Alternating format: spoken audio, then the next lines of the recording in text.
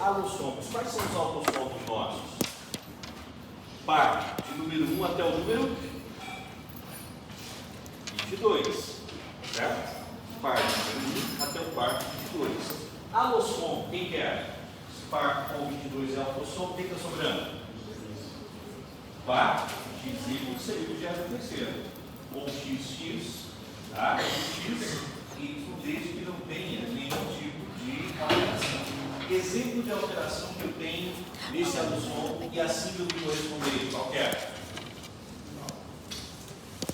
Eu posso ter um quadro de monossomia, certo? Qual é o exemplo de monossomia que nós temos? Turner. Você tem ali monossomia quando você tem apenas um cromossomo X, nesse caso ali você tem indivíduo 45. X ele tem síndrome de Turner, ok? Então, são exemplos de alterações cromossômicas que são importantes para nós. Então, em linhas gerais, primeiro passo, se o objetivo é reforçar aquilo que é importante, eu não posso, em nenhum momento, confundir uma alteração gênica com uma alteração cromossômica. Por quê? Em quantidade, em resultado final, as alterações cromossômicas sempre são drásticas. Por quê? Porque eu estou comprometendo vários genes ao mesmo tempo. Tá? Quando eu pego uma doença como uma hemoglobinopatia com uma anemia falciforme, eu tenho apenas um gene alterado, eu tenho uma proteína envolvida. Aqui não. Eu posso ter dezenas de proteínas, centenas de proteínas afetadas. Tá? Bom, dentro desses conceitos aí, só para a gente falar aqui do ponto essencial, olha só.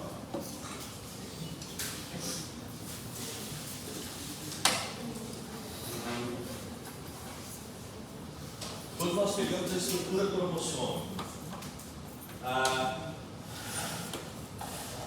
o cromossomo nada mais é do que o resultado do processo de condensação da sua fibra de DNA em cada célula durante o período que essa célula se prepara para entrar em período de divisão. Então, lá no núcleo de cada uma das nossas células você tem material genético, tá? Quando a célula se prepara para dividir, ela começa a condensar esse material e no final ali você tem essa estrutura típica do cromossomo. Cada par cromossômico tem cromossomos com tamanhos específicos. Então, o par de número 1 tem o tamanho do cromossomo, o par de número 2 tem um determinado tamanho, e aí nós temos alguns critérios para analisar esses cromossomos. Primeiro passo, quando eu analiso cromossomos e vejo essa imagem aqui, o que é que nós temos? O chamado cromossomo duplicado. Aqui você tem os braços cromossômicos, braço curto, braço longo, e a região que faz a união entre essas estruturas chamadas de centrômero, tá? Então, o cromossomo tem os seus braços, tem ali essa região central conhecida como centrômero e ele vai existir durante o período que a célula se prepara para dividir, tá? Por isso, se um de nós aqui falar, quero fazer uma atividade prática no laboratório para visualizar uma célula que tem ali os cromossomos formados, o que nós precisamos? Você precisa encontrar células que estejam em mitose. Por exemplo, quando você pega uma cebola e deixa ela na sua geladeira, muitas vezes ela não está um ambiente úmido, ela volta a crescer, parece uma folhinha verde, um brotinho. Se eu pegar um corte daquilo ali, fazer ele bem fininho no laboratório e corar, eu vou enxergar os cromossomos? Vai. Tanto é que os laboratórios que fornecem as células para visualização dessas lâminas permanentes, muitas vezes usam lá material obtido a partir de vegetais como esse, que aí você tem células passando por mitose e se consegue visualizar ali corretamente os cromossomos, tá? Bom, só para deixar claro que essas partes que formam a estrutura cromossômica, o centrômero, os nossos braços aqui, na parte das nossas cromáticas, e dentro da genética tem algo importante que seriam essas extremidades aqui, ó. As extremidades dos cromossomos recebem o nome de telômero, certo? E o telômero ele é importante porque ele acaba conservando essa estrutura básica dos cromossomos. Vários estudos ao longo do tempo demonstraram que a preservação desses telômeros está relacionada diretamente ao ciclo nosso de manutenção de vida dessas células. Então, à medida que o tempo passa, o que você tem naturalmente? O encurtamento dos telômeros. E aí você vai utilizar um nome para esse processo. Tá?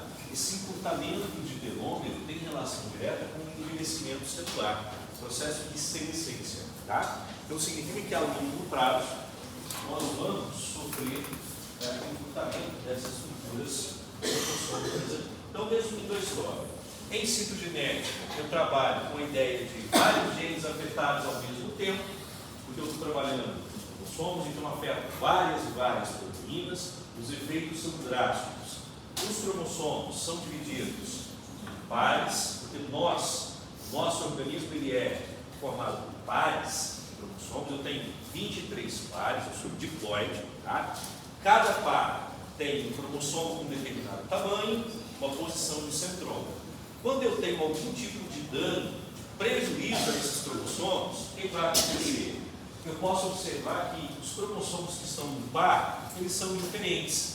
Isso representa, então, que algum tipo de mudança aconteceu e óbvio que vai trazer uma consequência. Tá? Então, nós analisamos a posição do centrômero, os braços, para saber se os braços estão completos ou não.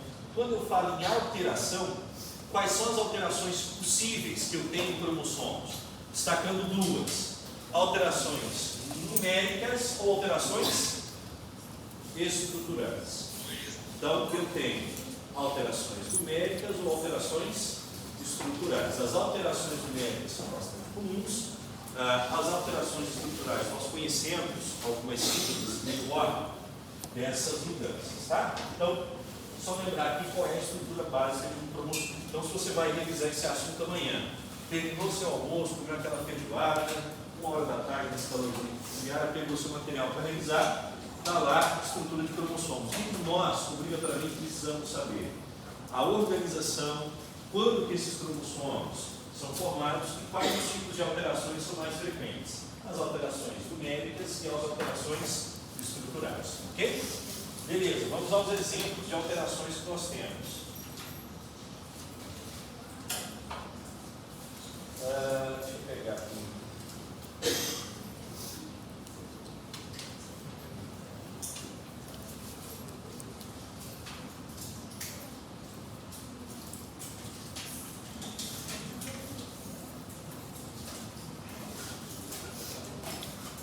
Primeira síndrome que nós temos aqui: alteração numérica ou estrutural?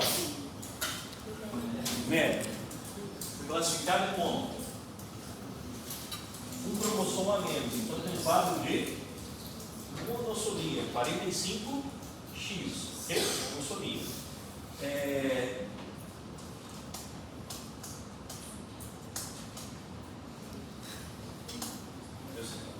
Então aqui você tem primeiro exemplo de alteração citogenética, uma alteração numérica comum, a síndrome de Turner. Significa que o indivíduo foi formado a partir de estrutura celular que carrega um cromossomo a menos, uma monossomia. A falta desse cromossomo, obrigatoriamente, vai trazer algumas consequências. Você tem desde mudanças fenotípicas, então, pescoço alado, né, o tórax escuro, são características fenotípicas associadas a síndrome. Tá? O que pode levar a essa alteração numérica aqui? Geralmente nós estamos falando do seguinte: os cromossomos eles são formados quando as células estão prestes a se dividir, certo? Por exemplo, ali durante a formação de gametas ou podemos usar cismo durante o processo mitose. Então significa que as células duplicam o material genético, formam os cromossomos e depois separam. Grande parte das alterações numéricas são relacionadas ao mecanismo de disjunção do cromossomo. Então, o que é disjunção? Separar. Então, em algum momento, durante essa separação, eu tenho um erro. Então, é natural que grande parte das alterações numéricas que a gente encontra, o erro principal esteja na disjunção do cromossomo. Então, na verdade, nós vamos colocar a palavra não ali. Não disjunção do cromossomo. Por quê? Eu não fiz essa separação de forma correta. Por isso, nós usamos o termo não disjunção cromossomo. Tá? E aí, cada cada uma das síndromes vai ter uma característica fenotípica associada ao indivíduo. Tá? De onde surgem essas características fenotípicas? Da alteração genética, comprometia a expressão de vários genes. Então, durante o desenvolvimento embrionário, durante o desenvolvimento fetal, faltaram informações genéticas para que aquele organismo seguisse determinado caminho. Então, é claro que eu vou encontrar aí algumas alterações. Tá? Vamos lá. Outro ponto que é importante. Então, coloquei primeira alteração numérica, monossomia, Turner, falei que você vai separar os cromossomos e tem erro, e aí nós temos um outro dado relevante. As alterações fenotípicas que vocês observam aqui, elas não se restringem ao que você vê externamente, mas internamente quais alterações eu tenho? Muitas vezes metabólicas, fisiológicas para determinados órgãos. Por exemplo, várias das síndromes que eu citei aqui, o indivíduo poderia, ao longo do tempo, desenvolver doenças cardíacas. Por quê? Da mesma forma que você vê a criança que desenvolveu esse pescoço alado, internamente eu posso ter comprometimento de uma via bioquímica. Eu posso ter uma disfunção em determinado órgão. Então, o que acontece? Do ponto de vista morfológico, também vai acontecer dentro de cada uma das células.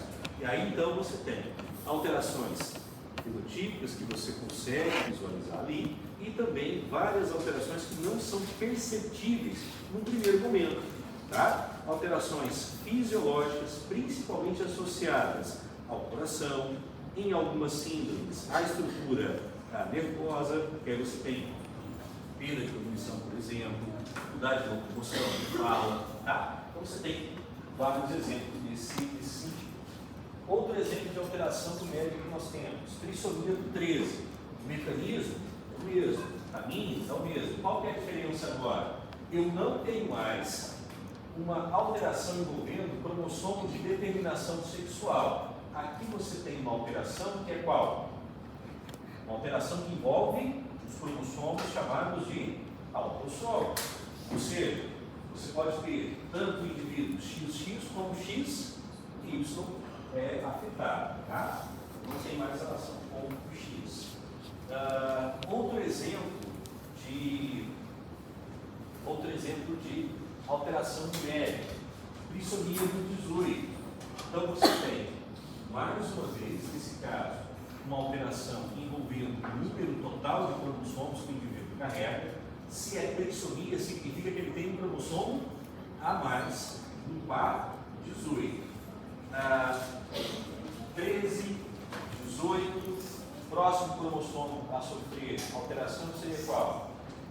Deixa eu falar de síndromes que nós conhecemos. Trissomia do par 21. Então, você tem alteração envolvendo autossomos 13, 18, 21 predominantemente. Tá? No 21, a gente tem mais conhecimento das alterações citogenéticas que você vai discutir ao longo da vida. Talvez síndrome de Down seja a mais próxima da realidade de qualquer profissional de saúde, dada a frequência e ao convívio nosso com os indivíduos que carregam esse cromossomo extra. E aí nós precisamos fazer uma primeira consideração.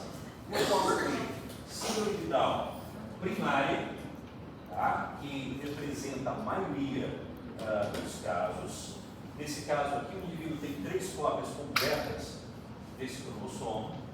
Você pode ter síndrome de Down familiar. Nesse caso aqui, existe uma translocação dos cromossomos dos progenitores. Tá? E ainda você pode ter síndrome de Down em mosaico. Então vamos só citar aqui as principais diferenças. O que é a síndrome de Down primária? O indivíduo ele é formado a partir de células que carregam um cromossomo a mais. Ele tem 3 cromossomos completos. Ok? 3 cromossomos completos primário. Em alguns casos, os pais têm uma translocação. O pai tem uma alteração estrutural cromossômica e, naturalmente, isso acaba comprometendo a formação das células que darão origem à estrutura embrionária, ao feto. Bom, seria síndrome de Down familiar. Agora, nesse caso aqui, o que nós temos? Mosaico. Mosaico pode aparecer em várias síndromes que nós estudamos, tá? Qual é o conceito básico? Durante a formação das primeiras células, concorda que a célula está se dividindo? Ela tem que pegar os cromossomos, fazer uma cópia e distribuir. Só que ela distribui errado. Então, tem células que vão levar o cromossomo a mais e outras células que vão levar o cromossomo menos. Por isso, então, você vai caracterizar a síndrome como mosaicismo.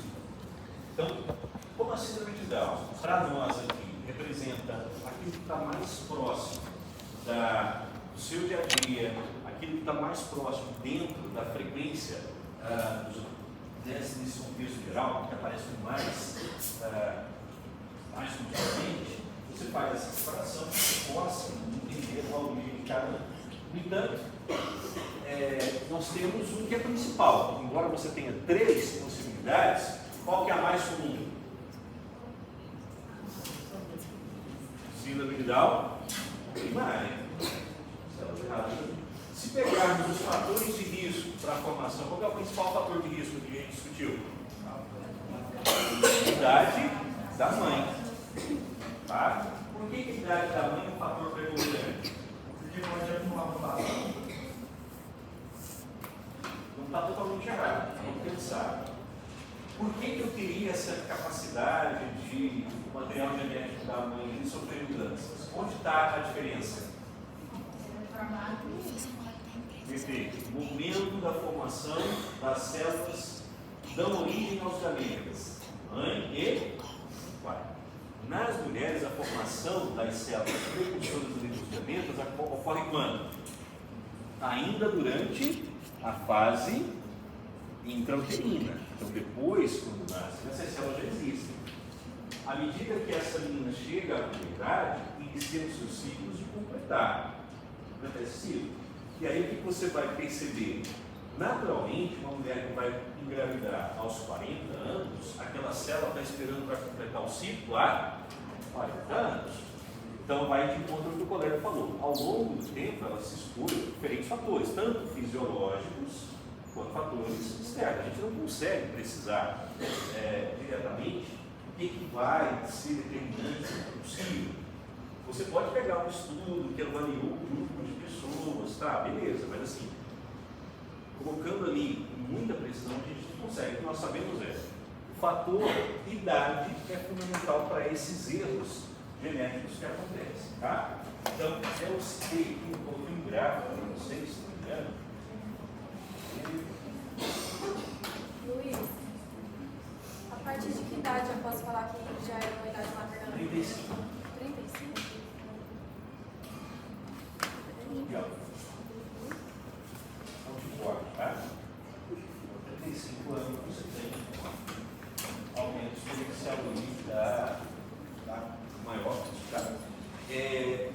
Como nós estamos em 2024, por mais que isso aqui seja um conhecimento que nós já carregamos há décadas, é importante fazer um contraponto. Qual é o contraponto que a gente faz aqui? O que a medicina fornece para as pessoas que estão com essa idade aqui, ó, vão ter filho agora? Quais? Reposição hormonal? Você pode. Então, vamos pegar em linhas gerais. Você tem fertilização assistida, certo? Você tem fertilização in vitro, você tem um acompanhamento médico ali. Então, diferente do que acontecia há 30, 40 anos atrás, hoje, as pessoas, muitas vezes, vão ter os filhos a partir dessa idade, mas com acompanhamento. Tá? Você acaba minimizando um pouco essas probabilidades que a gente apresentou, certo?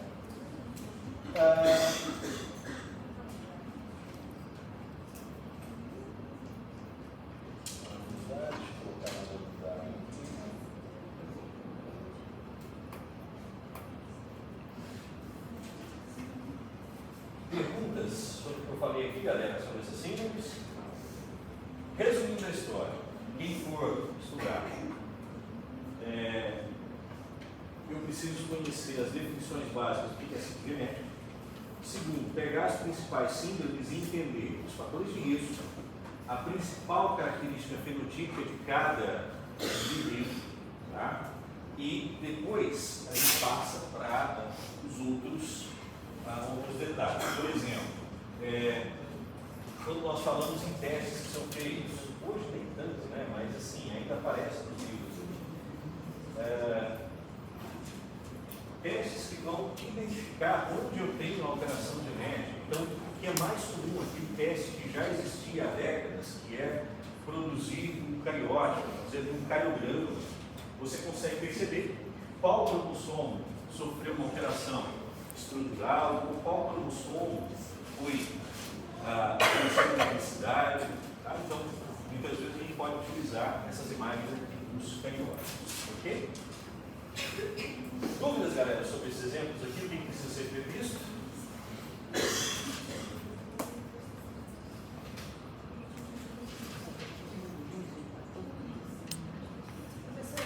Legal.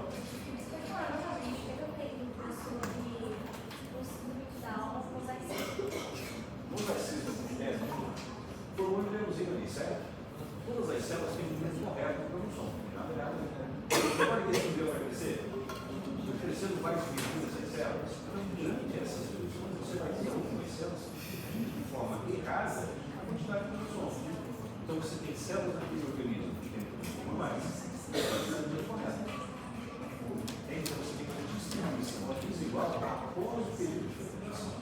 Então, o embrião foi formado lentamente, só que tudo ele vai se dividindo, os erros genéticos acontecem a partir do embrião. Quando eu falo que esse síndrome primária, o erro já vem desde o gameta. Pode ser do pai ainda, mais rápido, né? Mas o gameta já veio com cromossomo mais. Todas as células têm o mesmo erro. Agora, quando o embrião foi formado, o que tinha de errado exatamente? E o pai não tem nada. Depende das divisões de nós. O que pode ser hoje? Porque tem compatibilidade com a vida. 21 permite que você tenha genética e a vida continua ali. 13, 18 e principalmente 21. Se você tem alteração com outros pares, a chance de não ser possível continuar o desenvolvimento é muito grande. Então por isso você não tem. Isso é não faz. Isso é não faz. Eu tô fazendo.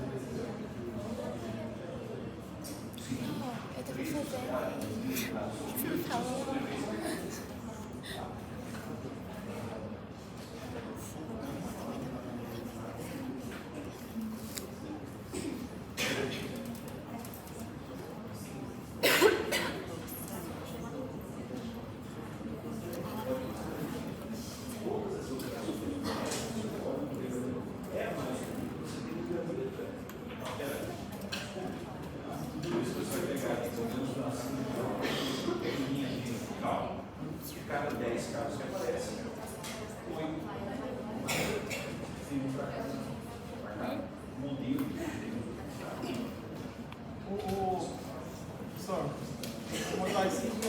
Necessariamente vai ter um resultado mais ameno no caso das manifestações? A ideia geral seria que sim, você pode ter um quadro mais grande, mas mesmo considerando a presença de um cromossomo completo, pela atividade alta, eu falei, cada paciente manifesta de forma distinta, porque cada um vai ter um determinado tipo de expressão dele. Então posso ter um mosaicismo de forma bem específica, no caso. Cada um desse dá para você falar assim, tipo assim, fenotipicamente, no caso bem. Igual você olhar o fenótipo e falar, olhei o fenótipo, você tem os traços faciais que carrega o cromossomo, mas é impossível você dizer o grau de comprometimento daquela criança ou se ela tem mesmo. Tanto é que você tem pessoas que se dominam com síndrome de Down, são crianças, construíram família. Então, cada um tem um grau de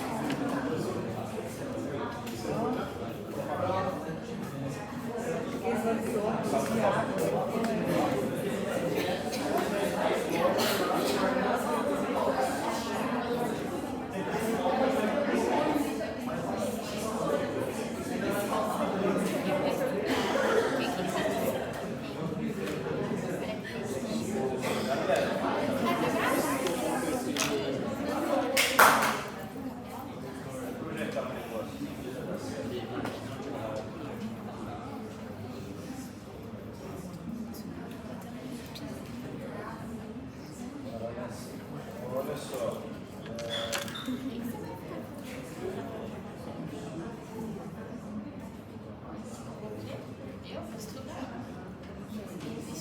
Olha só, por favor.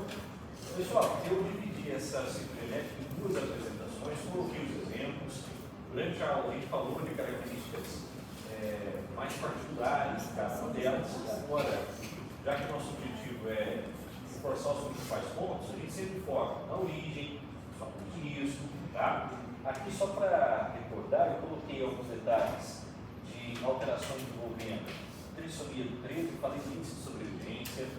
Outro detalhe importante que eu mencionei foi, quando nós falamos de alterações genéticas, considerando essas alterações cromosômicas, algo que é comum quando a gente estuda o dia a dia lembra quando você tem, imagina, primeira gestação, a gestação começa, depois ela é interrompida naturalmente, certo? O que pode estar por trás dessa interrupção? Pode ser uma falha genética? Sim. Quando você faz uma análise genética de material proveniente de uma gestação que foi interrompida, tá, ao longo do período, o que você encontra? Alterações cromossômicas. Tá? Eu usei aqui durante as aulas o termo compatibilidade com a vida. O que significa isso? Algumas alterações cromossômicas ali acabam inviabilizando o desenvolvimento. Ou seja, tem uma incompatibilidade com a vida, significa que ao longo do tempo aquele desenvolvimento vai ser interrompido. Aí vira uma monstruosidade? Não necessariamente. Não. Até interessante você colocar esse ponto. Deixa eu só terminar esse raciocínio para não misturar as coisas. Então, por exemplo, se a gente pegasse um midterm, de cada 9 alterações cromossômicas que você tem, apenas uma pode conseguir completar o desenvolvimento, certo? Ou seja, aquela criança ali que tem síndrome de Turner hoje, ela representa uma parcela menor de indivíduos que são provenientes de uma gestação que conseguiu ser dada.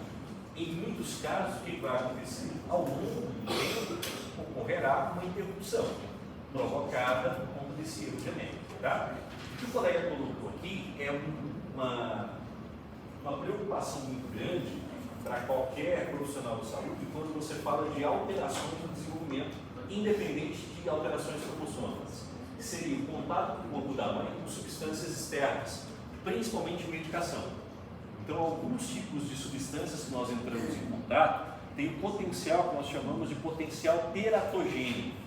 O que significa o termo teratogenia? Você tem ali a formação das chamadas, entre aspas, claro, muitas aspas, monstruosidades, alterações no desenvolvimento.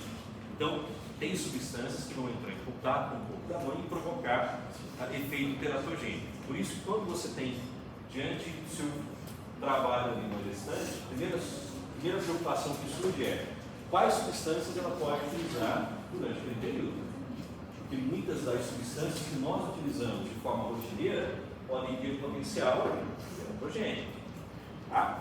Tem relação com o que eu estou citando aqui? São processos separados. Isso aqui pode ocorrer independentemente de qualquer coisa. Tá? Nesse exemplo que o colega colocou, você tem fator de risco, a substância que vai provocar aquele efeito. Tá?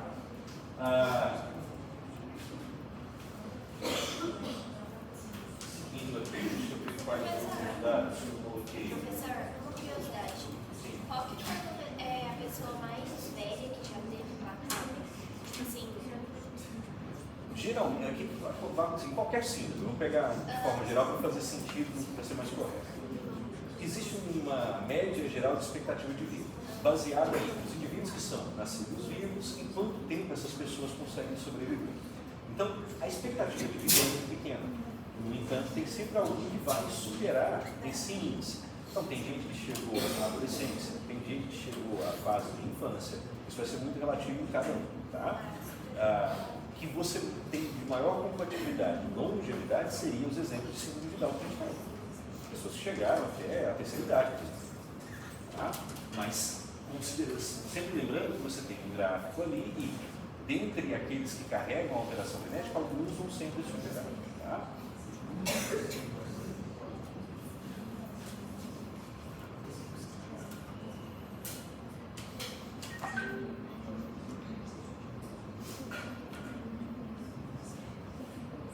Eu citei ainda alguns exemplos que são muito comuns, né? Trissomia do 9, trissomia do 8, dá uma olhadinha lá nos dois também. Falei mais aqui de Turner, como um exemplo principal. Bom,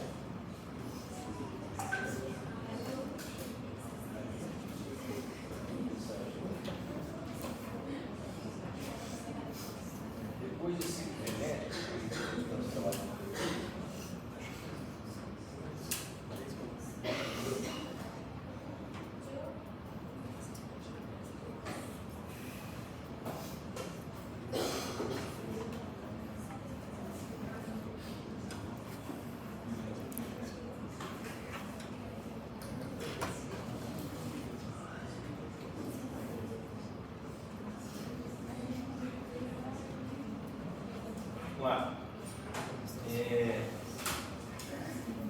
Falando da síndrome genética, depois hemoglobinopatia, certo?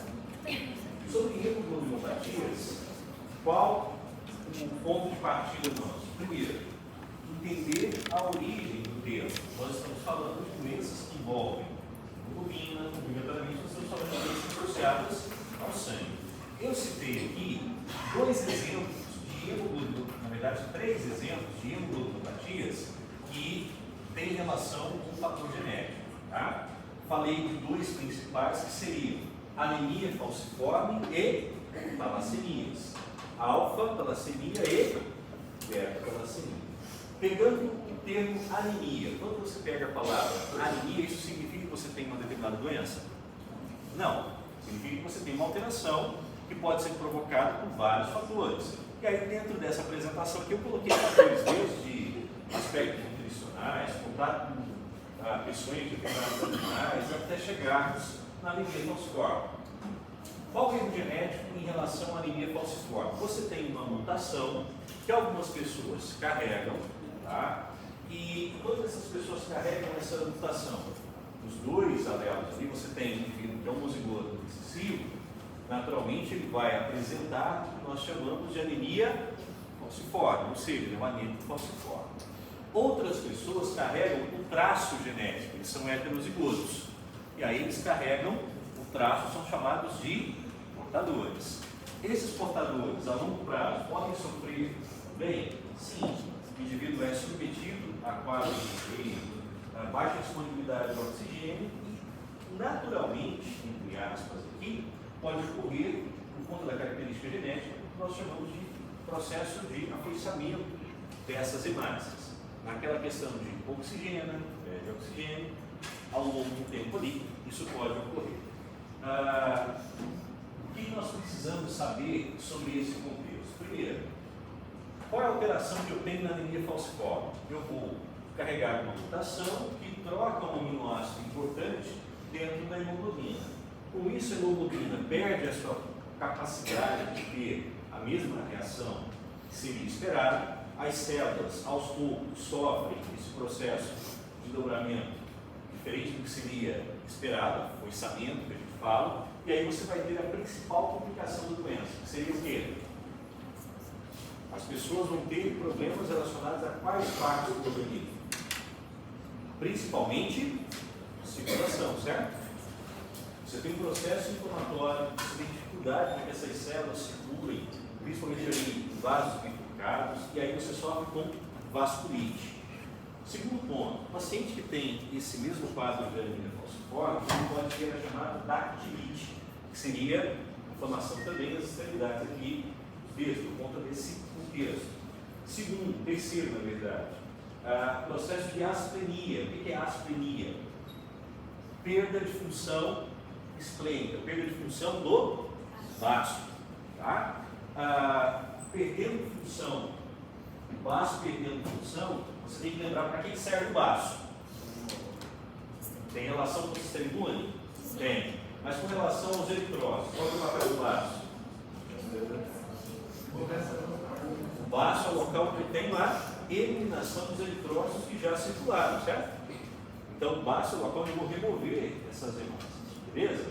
Então, quem tem doenças como essas aqui, sobrecarregam o baço, certo? E aí você tem essa perda de função esplênica que seria o quadro de astenia.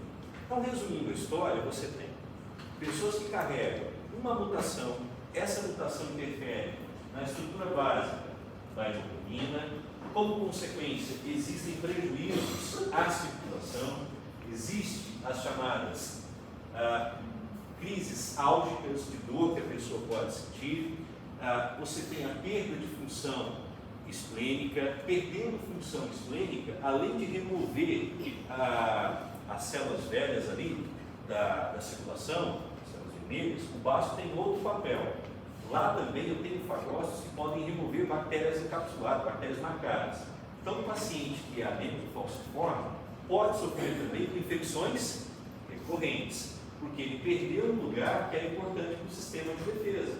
Então, é comum você ter também essas infecções recorrentes. A anemia falciforme é uma alteração estrutural. É por meio de translocação? Não. Aqui nós estamos falando de uma alteração gênica. Quando eu falo em estrutura da proteína. Sim. Tá? Então é um gene. Certo? Não tem relação com o que eu falei agora. Mas Tá? então não é uma alteração nem numérica nem estrutural, Não, é uma alteração uma gênica. mutação gênica. Então Tá?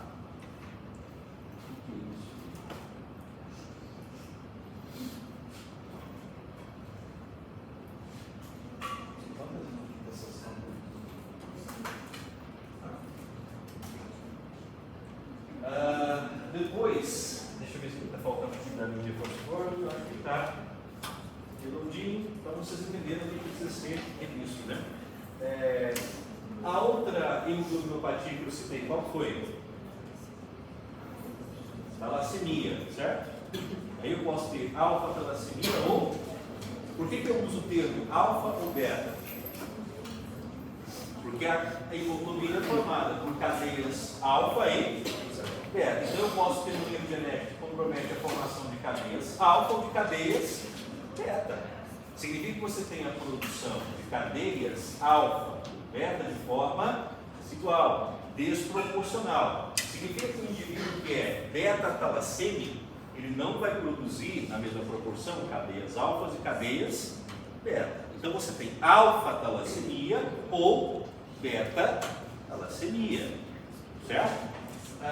Qual que é a consequência dessa produção desigual? Também alteração de massa, destruição precoce dessas células, entre outras coisas. A gente pode destacar um efeito importante que é a chamada expansão medular. O que é expansão medular? Resumindo, o indivíduo, nós já sabemos o erro que ele carrega. Ele produz de forma desproporcional cadeias alfas e cadeias beta. Essas hemácias são normais? Não. O que o organismo tenta fazer? Elimina isso rapidamente. Fazendo isso, o que o corpo tende a produzir? Novas células. Consegue produzir as células sanguíneas dentro de um tempo normal como é esperado? Não. E aí vai ocorrer o quê? A chamada expansão medular. E aí quando você pega uma imagem radiográfica de pessoas que têm talassemia, o que você visualiza ali? A expansão das estruturas ósseas. Por isso eu coloquei essa imagem aqui, estou falando que não é encontrado isso. Vai ser isso aqui, ó.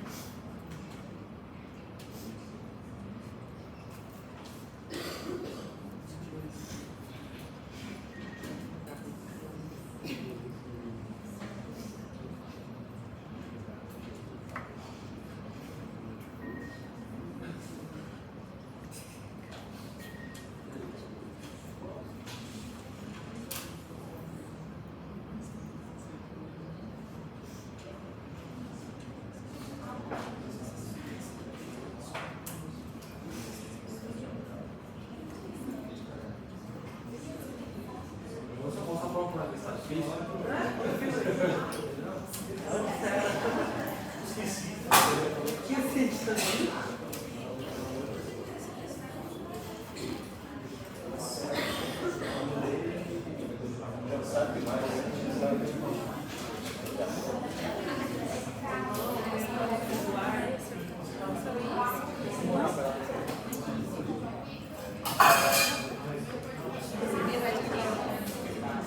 sei, tô fazendo. Tô esperando. É, porque eu tô. É que eu.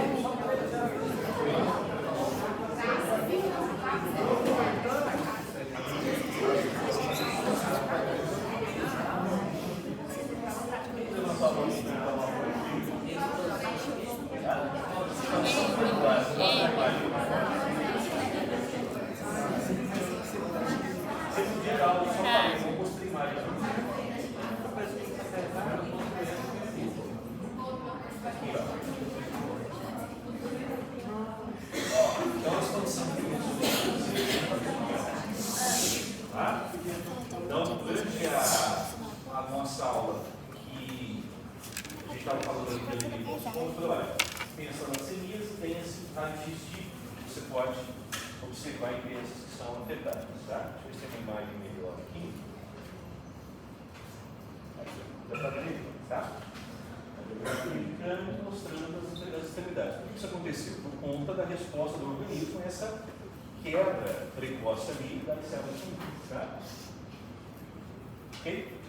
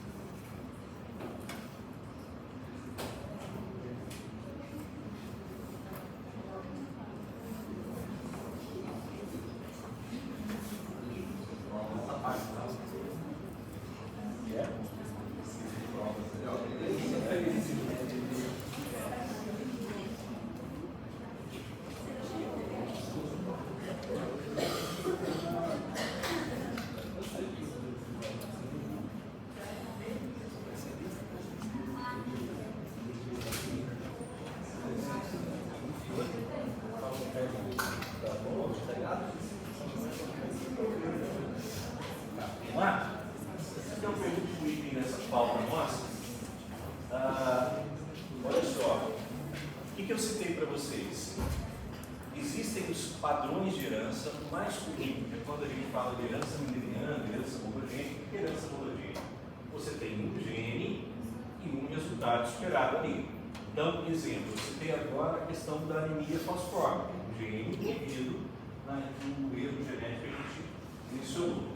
Essas alterações genéticas, elas podem ser exemplificadas por meio dos heredogramas que nós já conhecemos há bastante tempo.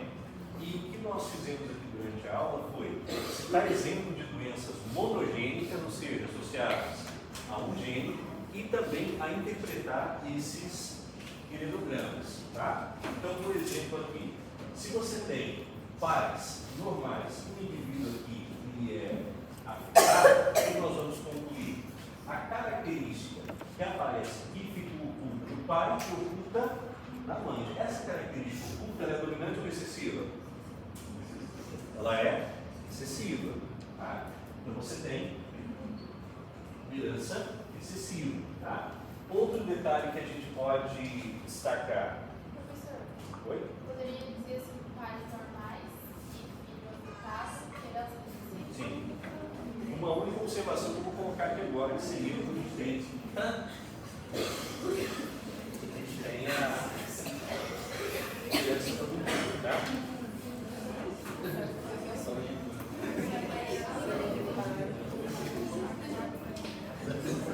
Aqui, um outro exemplo.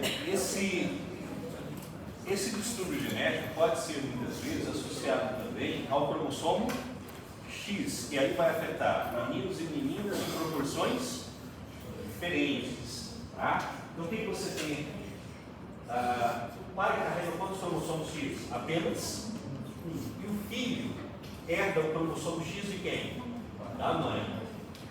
Então, o filho herda o cromossomo X da mãe. O que herdou do pai? Y. Então, quando eu tenho herança ligada ao X, tá? E esse alelo recessivo está no X aqui, quem que vai passar isso para os filhos? A mãe, certo?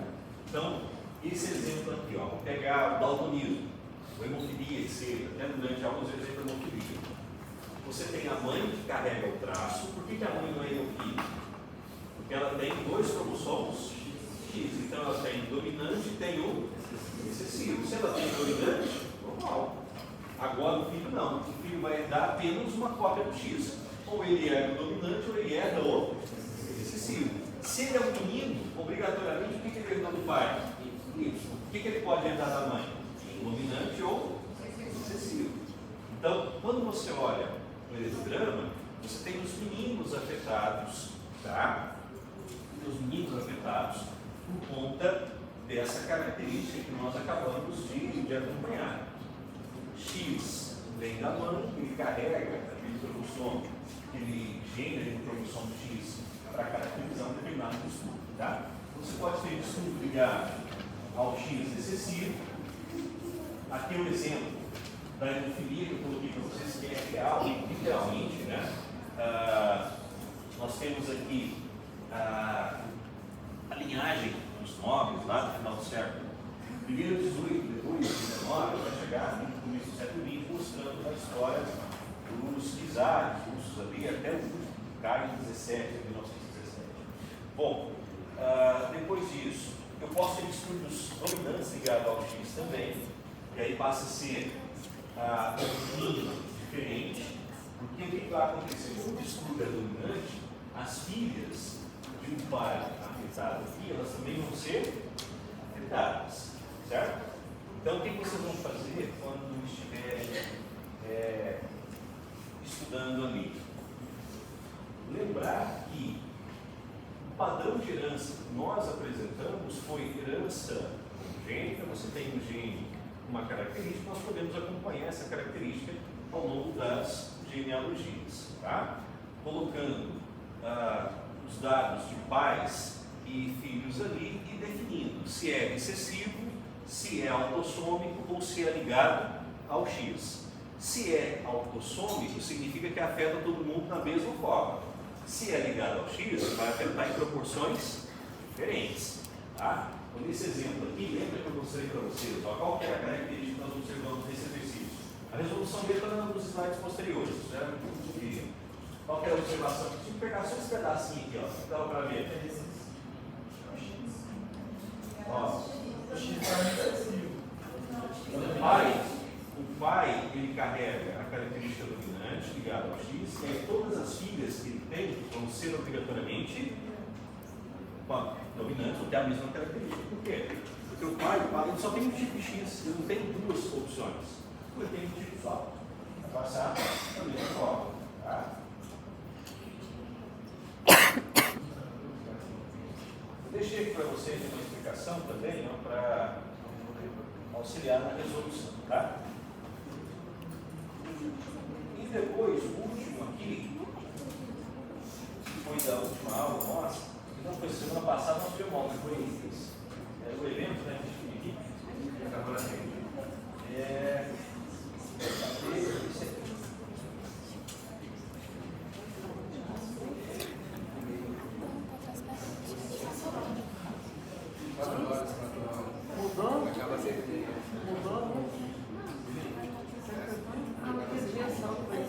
Isso é esse aqui, né?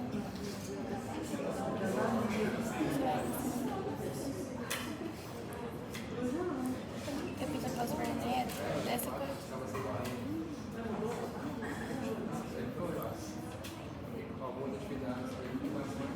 Eu já entendi, eu poderia repetir.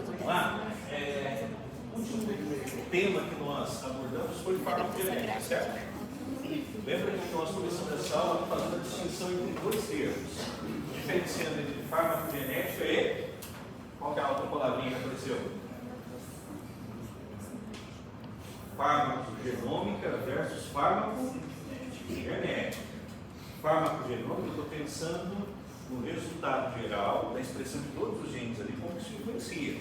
Quando eu falo em farmacogenética pura e simples, estou pensando em determinado gene associado ao metabolismo que vai comprometer ou não o metabolismo de certas drogas. A gente citou exemplos de tecnologias, falei dos testes que estão disponíveis e falei do principal problema que está por trás disso aqui. O principal problema seria: você pode ter drogas que podem ter efeito nocivo em reações adversas, porque o indivíduo ele ultrapassa aquela concentração terapêutica necessária, ou você pode ter indivíduos que não atingem a concentração necessária, porque ele pode metabolizar muito rápido, ele pode metabolizar lentamente. Bom, falando de genética, onde que está a relação entre fatores genéticos e esse resultado? Nós sabemos que o nosso organismo precisa produzir várias enzimas todos os dias. Então tem um conjunto de enzimas que nós conhecemos que é importante para o metabolismo. Esses genes que nós carregamos para o metabolismo são iguais em todas as pessoas? Obviamente que não. Sabendo que eu tenho diferenças genéticas nos genes relacionados ao metabolismo, é óbvio que eu vou ter um indivíduo que vai ser chamado de metabolizador lento, outro que seria dentro de uma faixa de normalidade, e outro que seria rápido, acelerado. Resultado prático disso: a pessoa pode sofrer um efeito tóxico da droga, que isso vai se acumular, o organismo não consegue metabolizar, ou ela não atinge a faixa terapêutica. Resultado disso: o que seria a perspectiva de futuro? Hoje nós conhecemos alguns genes e algumas drogas. Qual que é a relação entre esses dois contextos aqui? Você pode personalizar aquilo que chega até o seu paciente. Então, nós sabemos que dentro da população, alguns indivíduos carregam características genéticas e essas características podem comprometer a efetividade de certas drogas, trazendo riscos à vida daquela pessoa ou sendo totalmente ineficiente. E aí, dentro da apresentação, eu coloquei alguns exemplos de genes que nós conhecemos e de problemas que são relacionados. Então, olha, quando eu falo dessa variedade de genética, eu estou falando de efeitos do que nós chamamos de polimorfismo gene. E aí eu coloquei, olha, tem uma enzima, tem um gene que nós já conhecemos e tem uma droga e a resposta que seria esperada. Então, se o indivíduo carrega determinada variação genética, por exemplo, pessoas heterozigotas, para esse alelo aqui, precisam de uma dose menor dessa substância para chegar no efeito que eu preciso. Então, mecanismo de personalizar essas dosagens, de você lembrar que cada indivíduo pode ter variação genética que vai gerar uma resposta perigosa para ele, você pode ter um dano, ou muitas vezes não chegar ao efeito desejado. E os exemplos que eu coloquei seria: olha, para chegar ao efeito aqui eu preciso de uma dose menor, aqui eu preciso de usar outra substância porque esse indivíduo não vai metabolizar essa substância, ou muitas vezes a interação entre substâncias diferentes. Okay? Então, resumindo, no tópico nosso foi direcionado para a farmacogenética. A gente lembra de medicina personalizada, genes relacionados ao metabolismo, tá? E polimorfismo, ou seja, cada um de nós pode carregar variações gênicas que mudam o padrão metabólico que nós temos frente a certas drogas. Ok? E aí você tem aqui alguns exemplos que eu coloquei para vocês estudarem posteriormente cada uma das doenças, tá? O que acontece com cada caso. Ok? Certo? Então, em resumo, o que foi observado? Quais são os temas gerais aqui que nós citamos? Primeiro, citogenética. Segundo,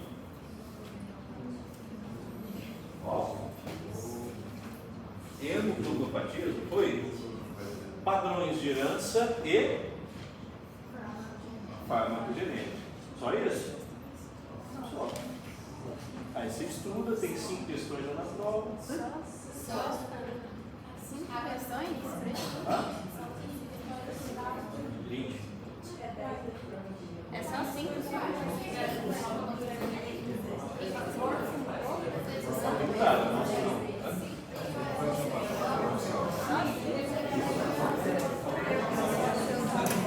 pessoal?